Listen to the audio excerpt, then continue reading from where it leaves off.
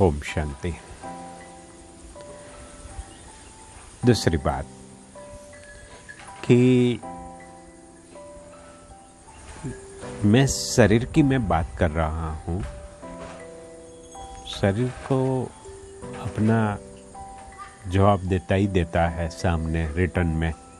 जो हमने दिया है वो फिर सब कुछ लौट कर आता है।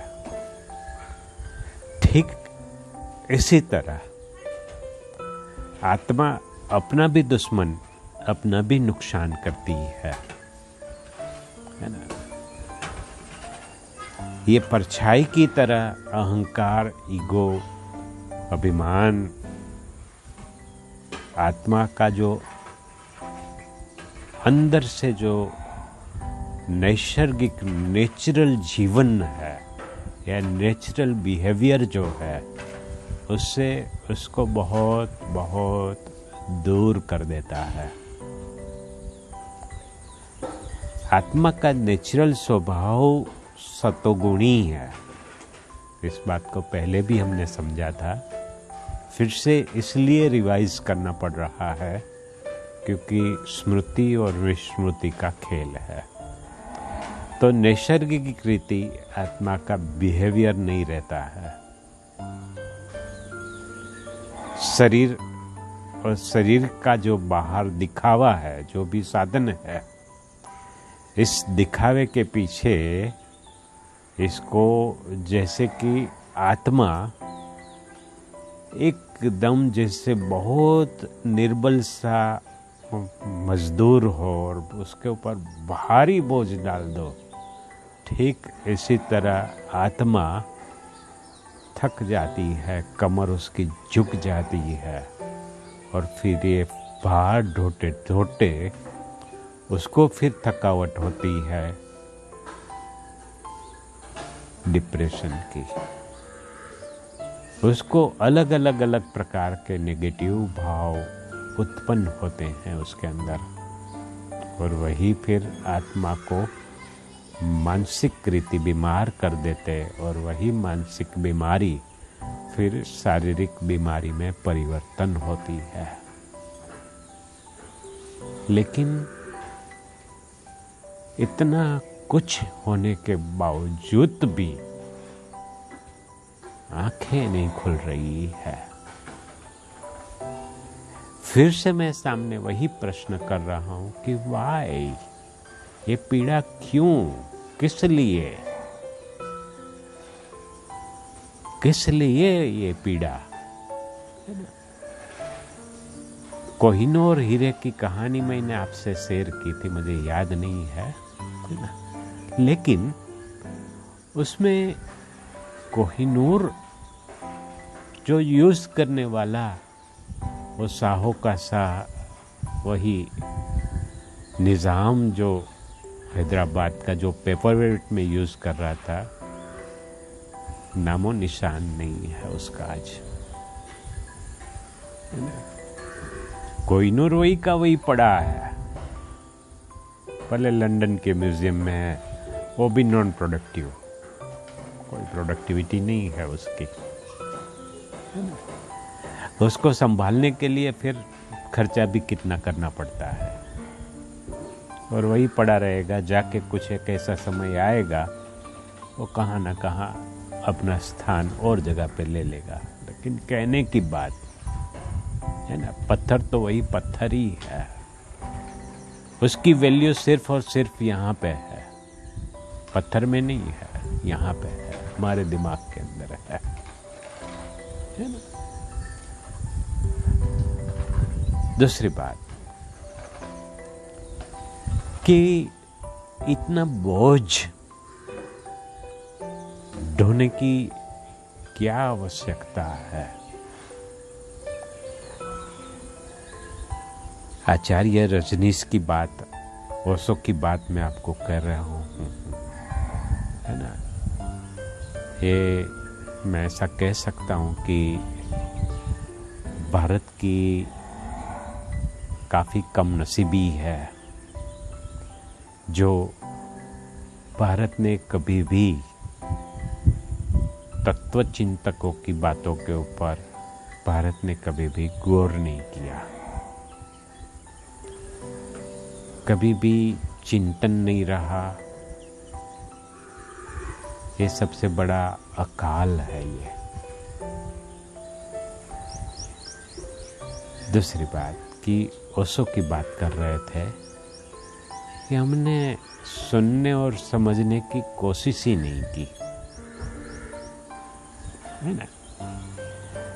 उन्होंने कहा कि अगर धन वैभव के बीच में रहते हुए किसी को वैराग्य नहीं आए, उसको क्या कहेंगे? मूढ़मति कहेंगे, है ना।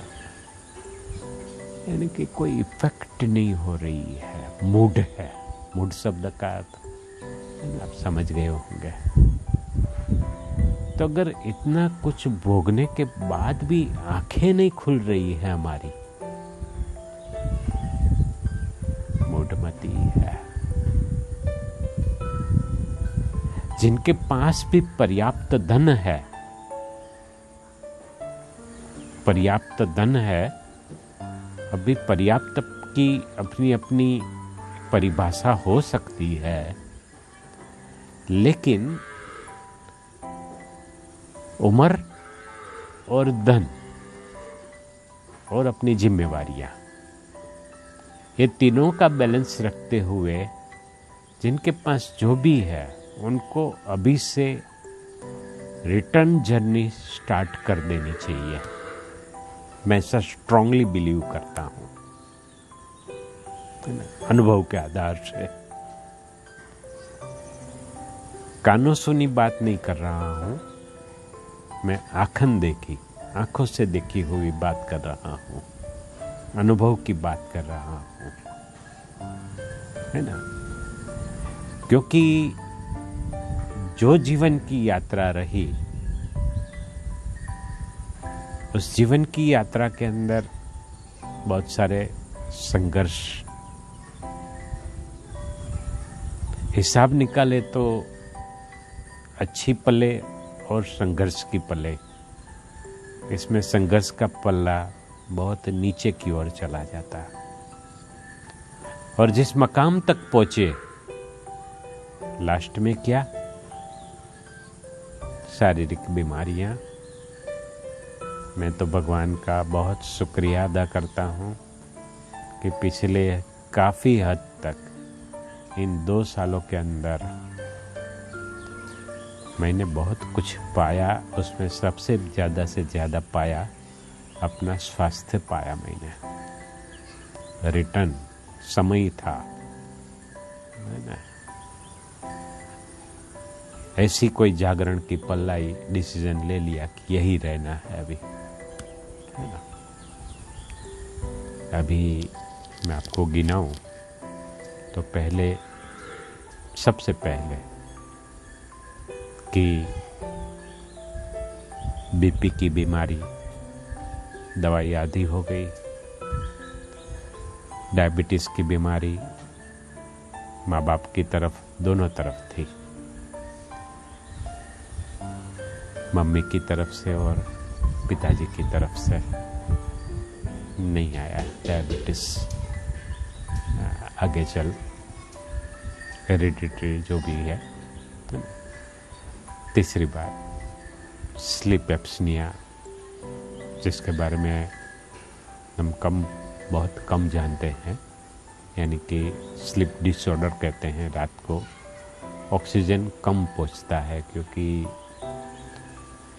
श्वास नली रात को सिकड़ जाती है ना। उस सही कई लोगों को रात्रि को पैरालिसिस का अटैक, ब्रेन स्ट्रोक आ जाता है, कईयों को हार्ट की ट्रबल हो जाती, वो भी गया। घुटनों की बीमारी आम है, वो घरों घरों के अंदर है, वो भी गई। शुरुआत कंपुआ से हुआ था, पार्किंसंस से।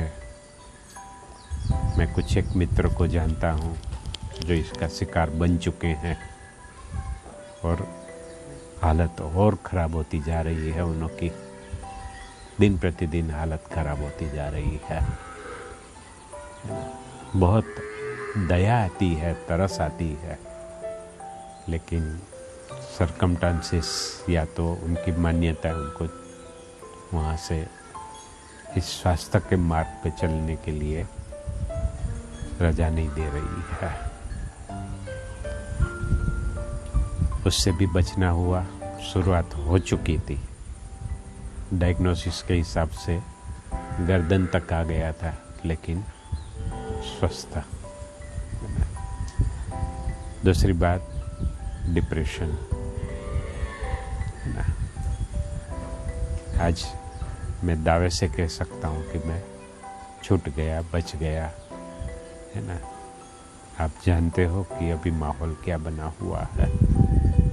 यहाँ पे लोग आते हैं 10 साल 12 साल इस छोटी सी उम्र के अंदर, जहाँ पे बचपन खो गया है, तो डिप्रेशन ने पकड़ लिया है। बचपन गया और डिप्रेशन ने पकड़ लिया। क्या ये प्रगति है? तो ये प्रगति मुझे तो मंजूर नहीं है ना। मुझे मंजूर नहीं है ना। बाकी जिसको मंजूर है, हम उसके बिलीव्स में कुछ नहीं कर सकते। और बात, lower back pain, over weight, over eating, न खाने की चीज़ें, है ना। थोड़ा सा भी चलो, मैं समझता हूँ कि थोड़ा सा चलने के बाद श्वास हमारी फूल जाती है ना। यहाँ पे नींद भी, मीठी नींद कहते हैं ना, ऐसी मीठी नींद आती है ना। भूख भी लगती है, भूख लगती है। मेरे से शब्द निकल गया कि रुचि होती है, खाने की रुचि होती है, भोजन खाने की रुचि होती है एक प्रकार की। टाइम हुआ और खा लिया, अंदर से किचन से आवाज आई कि जमवा बेसो ने, हवे जमवानो टाइम થઈ ગયો છે। ऐसा नहीं, भूख लगती है। भोजन रुचि से खाना होता है और हजम भी उतनी ही जल्दी हो जाता है। ये भोजन खाना है, ये जीना है। श्वास लेना, जो श्वास से ताजगी अनुभव होती है, सुबह 3:30-4 बजे उठते उठते भी ताजगी का अनुभव है, ये निद्रा का पर्याप्त होना और पर्याप्त ऑक्सीजन मिलना।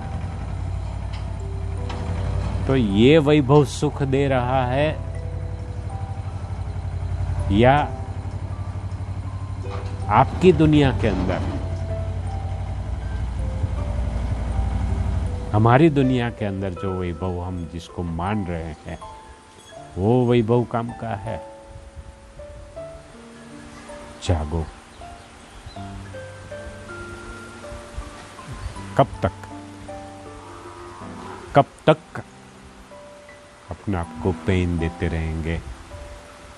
झूठे सानो शौकत, जो हकीकत में विनाशी है, विनाश है,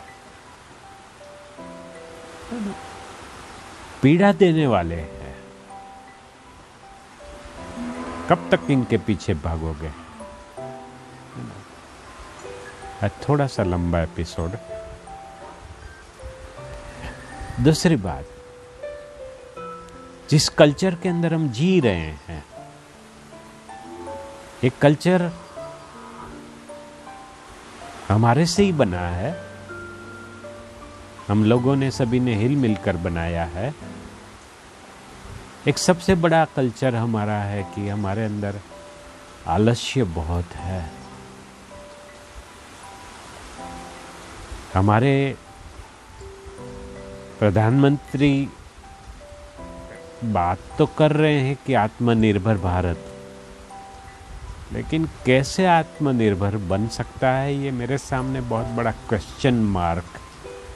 उनके इरादे पे शंका नहीं मैं कर रहा हूँ, लेकिन हमारे कल्चर के ऊपर शंका इसलिए हो रही है कि हमारे अंदर काम करने का कोई भी डिसिप्लिन नहीं है, वर्क कल्चर हमारा नहीं है ना। पॉसिबल ही नहीं है कि ये सब बातों को हम बदल पाए।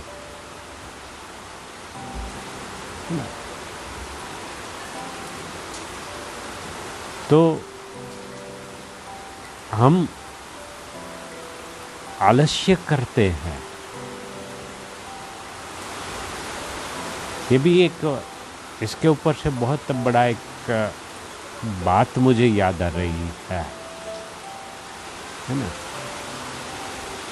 या ध्यान में आ रही है ये रिकॉर्डिंग करते करते, कि आज सभी लोग वाइट कॉलर काम को चाहते हैं, वाइट कॉलर जॉब को चाहते हैं। आज शेयर बाजार में, मतलब आज माना इस समय शेयर बाजार बहुत चल रही है। कहते हैं, मुझे पता नहीं है क्या भी इंडेक्स है या क्या है, निफ्टी विफ्टी है ना, लेकिन शॉर्टकट फंडामेंटली आपको लग रहा है फंडामेंटली ये इतना बढ़ना चाहिए? नहीं। क्या कहेंगे इसको? इसको क्या कहेंगे? गैम्बलिंग ही कहेंगे ना, जुआ ही कहेंगे। लेकिन ये जुआ, ये गैम्बलिंग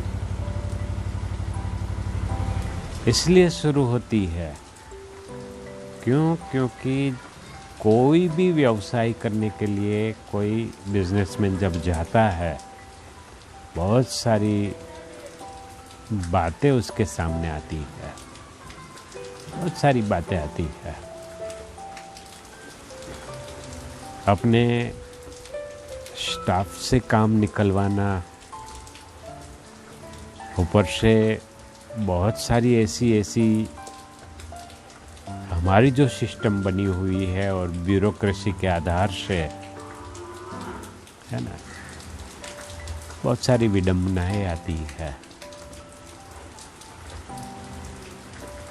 ऐसा लगता है कि अभी मुझे ऐसा ही संकल्प आ रहा है कि कुछ ना करे तो बेहतर है ना। ये एक प्रकार की उदासीनता ही कहेंगे ना, ये कल्चर क्यों बनता जा रहा है? और विशेष करके मैं 5-7 महीने की बात बता रहा हूँ। इसमें काफ़ी लोगों को अभी ऐसा है कि कुछ ना करे बस, है ना। तो ये कहाँ क्या परिणाम लाएगा ये बातों का? क्या होगा ये आप सभी भली भांति सोच सकते हैं।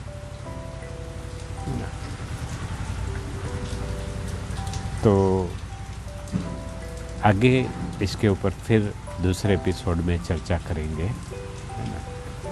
इस एपिसोड को फिर यहाँ ही पूरा कर रहा हूँ। ओम शांति।